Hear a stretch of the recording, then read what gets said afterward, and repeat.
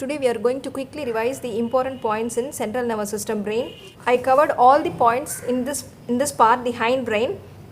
So in the flowchart manner, it will be easy for you to quickly revise many different organs and organ systems in our body which helps us to survive. One of the most important system is the nervous system. So nervous system is divided into two: central nervous system and peripheral nervous system, CNS and PNS. Under central nervous system you have brain and spinal cord. Today we are going to see about brain. So brain is a very important organ. Brain is the control and command center of the body. Why do you call it as the control and command center of the body? First step is input. The brain receives the information from all organs of the body, the condition of the organs. Okay, then it reads the message, that is, it interprets the message about the condition of the organs inside the body.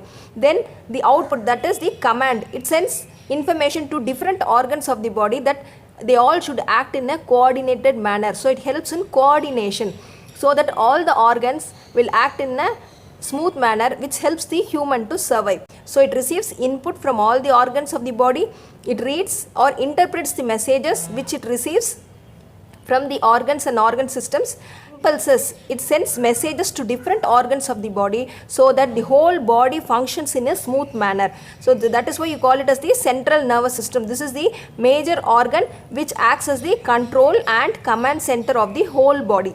We will read it in MCQ point of view. So nervous system, you have the first MCQ, central nervous system and peripheral nervous system. Under central nervous system you have brain and spinal cord. This is the second MCQ, which is called as the control and command center of the body, the brain. Why do you call it as the control and command center of the body? Because it receives input from all the organs, it reads the messages, and it commands or it instructs the organs to function in a smooth manner. Now the brain is protected inside the bony covering called as skull. Okay, so what you call as head, bony portion which forms your head is called as the skull.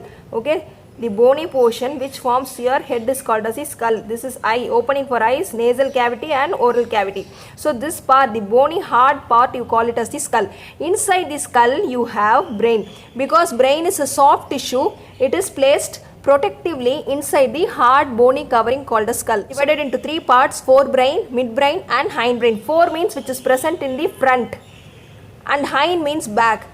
For example, you have studied in lower standards forelimb and hind limb. The hindbrain means the brain which is the part of the brain which is in the back. Okay, forebrain is in the front portion of the brain, midbrain in the middle and hindbrain. See, in this picture you can see this is the forebrain. The front portion is the forebrain.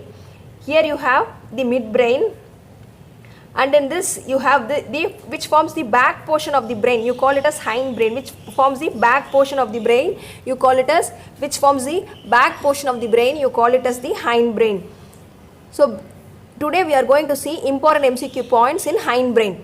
Hindbrain is made up of cerebellum, pons and medulla oblongata. So this is one important MCQ. Hindbrain consists of three parts: cerebellum, pons and medulla oblongata. So where is the cerebellum? Here you can you see it looks like a cauliflower shaped, grey color cauliflower shaped structure. This is the cerebellum. Shape is due to the convoluted surface of the cerebellum. Convoluted means many number of folds like this. Okay, convoluted means folds, so that more number of neurons can be packed inside. More the number of neurons, more the function. So because of this appearance, convoluted appearance, the number of neurons will be more. So convoluted surface gives additional space for more number of neurons. So what is the function of cerebellum? It integrates the information from the semicircular canals of ear and auditory system. Next you have pons. Pons, where is the structure called pons? Here, this bulged portion. Okay, this bulged portion is called as pons. It is made up of fiber tracts. What is the meaning of tracts? Bundle of nerve fibers. Bundle of nerve fibers which acts as a pathway. Okay. For example, in earlier days you have internet connection and phone connection. They will be passing cable of wires like this from each to each house, connecting each house. Okay, from the relay station, the cable of wires will pass from the relay station connecting different areas of the city. These cable of wires will help to For example, take a telephone connection. This cable of wires will connect one place to another place. Same way, this pons contain bundle of nerve fibers like this cable. They are bundle of fibers which pass along different areas of the brain and connects the different areas of the brain. So the pons, main function of the pons is to connect different regions of the brain. Pons is made up of fiber tracts which interconnects different regions of the brain. Next you have medulla oblongata. This is the one which is connected to spinal cord. See here, this is the cerebellum. You have pons, the medulla, pons. Then here when you go further down you have medulla. This is the spinal cord. So actually medulla extends to form spinal cord. Spinal cord is an extension of medulla oblongata. So the third part is medulla oblongata. This is connected to spinal cord. The functions of medulla oblongata, it controls respiration, that is breathing. It controls respiration, cardiovascular reflexes and gastric secretions. These are all the three main important functions of medulla oblongata. Next, one more question you have is brain stem. What are all the structures which forms the brain stem? They are midbrain, pons and medulla oblongata. The structures which form the main brain stem are midbrain, pons and medulla oblongata. So the another MCQ is which part of the brain is connected to spinal cord? Brain stem. So brain stem connects the brain with the spinal cord. The part which connects the brain with the spinal cord is the brain stem, which is formed by midbrain, pons and medulla oblongata. Central nervous system is made up of brain and spinal cord. Three parts of the brain are forebrain, midbrain and hindbrain. Hindbrain, which forms the back portion of the brain, and hindbrain is made up of cerebellum. Hindbrain is made up of cerebellum, pons and medulla oblongata.